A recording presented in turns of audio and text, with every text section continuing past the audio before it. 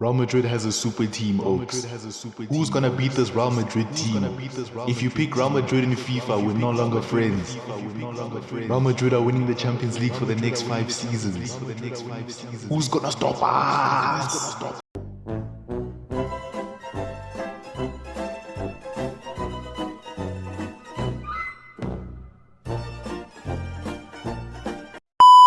You'd have to be an idiot if you can't see that Real Madrid have been bad in every game they've played this season. And a key point that has been in discussion this season has been Kylian Mbappe's performances for Real Madrid this season. Previously hailed as someone to lead the next generation with Erling Haaland, and also becoming top goal scorer of PSG and making a name for himself, also winning the World Cup and taking them to another World Cup final with France, Mbappe finally made his move to Real Madrid. One of the most talked about transfers and one of the most anticipated transfers of all time. Okay, maybe after Nora Fernandez moving to Azewal FC in the Indian Super League. Because if you don't know that, you don't know ball. So in this video, we're just going to discuss the Kylian Mbappe problem and go more in depth to see what is going on with this man at Real Madrid. But if you're new to the channel, please make sure to like the video and subscribe to the channel. I know you will enjoy this content on the channel. So subscribe and join the community, and let's move on to this video. Now, there's obviously many ways we can go into this one, and the first question would always be, why is Mbappe not working at Real Madrid? And the first point I have here is that he's no longer the main man of the team that he plays for. In that stacked Monaco team with the Bernardo Silvas and the Fabinhos and all those guys, at such a young age, he managed to stand out and be the main man for that team, scoring in important games like against Manchester City or even against Borussia Dortmund. This guy showed how important he was to AS Monaco and how important he can be for teams in the future. And that's the same thing that happened for PSG when he signed for, I think, about 180 million. Keep in mind that he came in the same season Neymar came in, and it didn't really take time for Mbappe to become the main man at the team again. Obviously, he had Cavani up front, he had Neymar on the left, and he was forced to play out on the right. And still throughout all these years managed to become the main man at PSG, becoming their all-time top goal scorer and winning the league multiple times with them. He also did the same thing with France. He's still currently their main man. He started really early as well in 2018, even though I don't think he was the main reason on why they won the 2018 World Cup. I think that was Kante, Pogba and Griezmann specifically. But of course, throughout the years, he became the center of that national team, and now he is currently their captain and is also on course to become their all-time top goal scorer, or maybe he surpassed it, I'm not sure. But the reality here is that Mbappe was the main man for every team that he played, and that's not the case at Real Madrid currently. He is coming into a team that has just won the Champions League, and the main man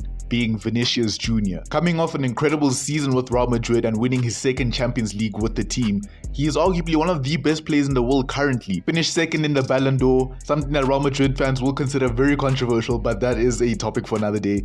But it's been quite clear that this man is the main man at Real Madrid, and that really makes it difficult for Mbappe to walk in and be the center of attention. Because people assume that he would take the jersey number 7 off of Vinicius Jr., but that wasn't even considered, and he went on to take the number 9. People thought that when Mbappe came in, he would take the left wing position, but he did not take the left wing position because Vinicius Jr. is there. And because of that, Mbappe is playing striker. People thought that Ancelotti would prioritize Mbappe over anyone in the team, but that is not happening because Vinicius Jr. is there. Because Vinicius Jr., to his own credit, managed to build his credibility back up with the Real Madrid faithful. From being this guy who couldn't even do a rainbow flick, to be fair, he still can't do a rainbow flick, to now scoring in Champions League finals. He scored in 2 already and being their number 7. He has basically restored his credibility with Real Madrid and fully deserves to be the main man. And Mbappe still has to do a lot to become the centerpiece of Real Madrid. Which then leads me to my second point. He moved to Real Madrid way too late. And of course, I'm not talking about his age, he's only 25. What I mean is, he had different opportunities to join Real Madrid. By the way, this is like a 7-year saga of Real Madrid trying to sign Mbappe, and I think there were 2 perfect opportunities for this man to join the club. There was a time in 2019 when Real Madrid wanted to sign Mbappe for the 1920 season. Apparently a 280 million offer was on the table. And I think it would have been a perfect time for Mbappe to join because there was no competition on the left wing. I think at the time Hazard was very injury prone and Vinicius wasn't as good as he was right now. So I think that left wing spot would have been there for him. And despite Real Madrid winning La Liga in that season, they got knocked out in the Champions League in the round of 16 by Man City and finished in the quarterfinals in the Copa del Rey. It wasn't really a good season for them. And in terms of outlets, the second top goal scorer behind Benzema with 21 goals was Sergio Ramos, who had 11 goals, a centre back. And behind Sergio Ramos was Toni Kroos with 4 goals, Casemiro with 4 goals, and Luka Modric with 3 goals. It was clear that these guys did not have goal-scoring options up front, and I think Mbappe would have been an asset to Real Madrid.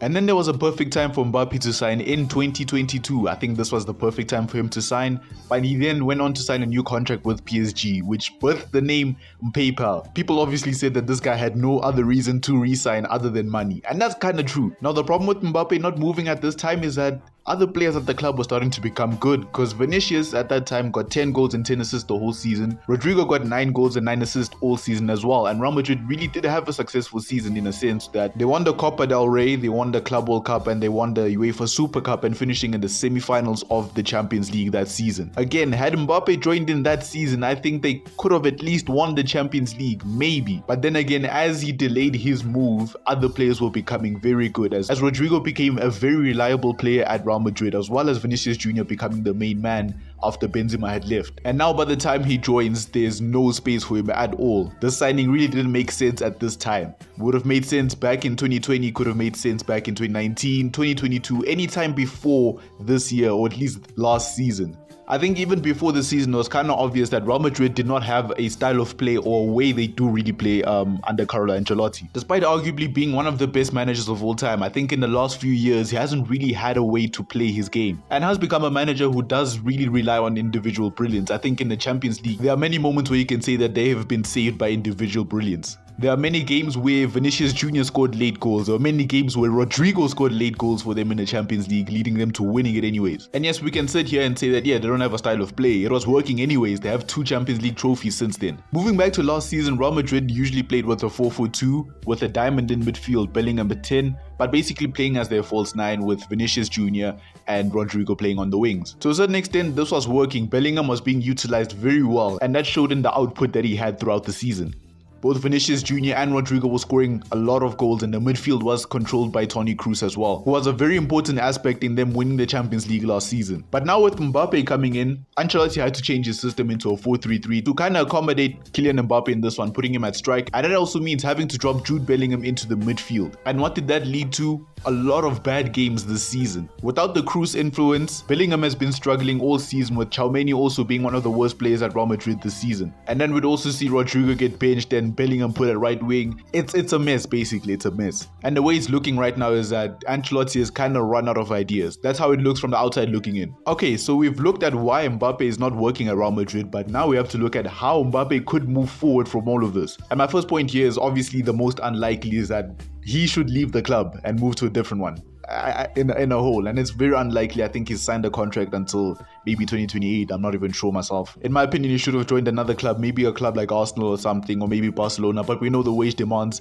were going to be astronomical. He's earning like 600k at Real Madrid, and that was a pay cut, by the way, so yeah, that's already out of the picture. But then we go to my second point, and I really believe in this one, is that he should swallow his pride and adjust his game. I think Mbappe should look at the bigger picture here and try to swallow his pride, because he knows he's not going to be the main man at Real Madrid at this current moment.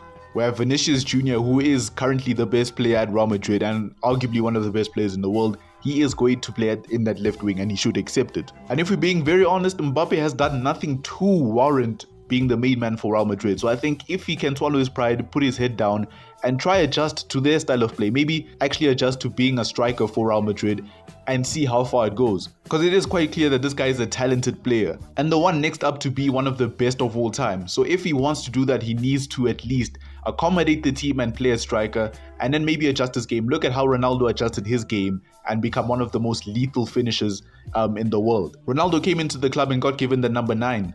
He didn't say anything, and he became the number 7 and eventually the all-time top goal scorer of their team. Arguably one of the greatest players of all time as well. So if Cristiano Ronaldo could do that, I don't think it should be a problem for Kylian Mbappe anyways. But yes, we've made it to the end of the video. I have a question for you guys. What do you think Mbappe should do this season? Should he improve his game or whatever? The comment section is always open down below. But for now, I hope you enjoyed this video. Please make sure you liked it and subscribe to the channel if you're new around here. I promise you're going to enjoy the content on this channel. And for me, it's been 1010 Alpha. I'll see you on the next video. Peace.